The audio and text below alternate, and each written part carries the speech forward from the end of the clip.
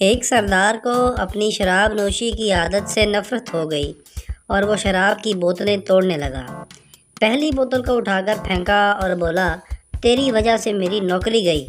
دوسری بوتل کو اٹھا کر پھینکا اور بولا، تیری وجہ سے میرا گھر تباہ ہوا۔ تیسری بوتل کو اٹھا کر پھینکا اور بولا، تیری وجہ سے میری بیوی مجھے چھوڑ کر گئی۔ چوتھی بوتل کو اٹھایا تو وہ بھری ہوئی تھی۔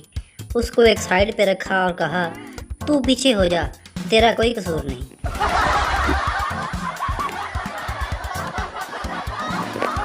دو پائلٹ جہاز کو اڑانے کے بعد اپنے کیبن میں مائک بند کرنا بھول گئے اور باتوں میں لگ گئے۔